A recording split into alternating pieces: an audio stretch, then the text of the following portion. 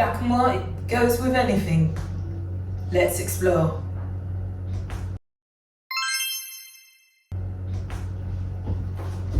Right, today we've got two different shades of purple. They're definitely shades.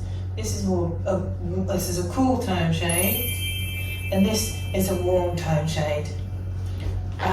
What's bridging them together is the white, because black and white go with anything. So I can show you this lovely dress. Yay! Dolly and Dottie. And as you can see, this is the same tone.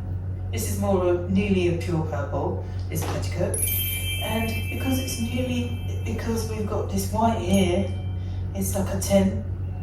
So the white bridges this tint here, makes that work. And the white works with this shade here, because black and white goes with anything.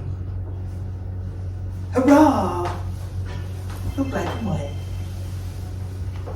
I would twirl, but I almost forgot to make the video today, so there's not enough time.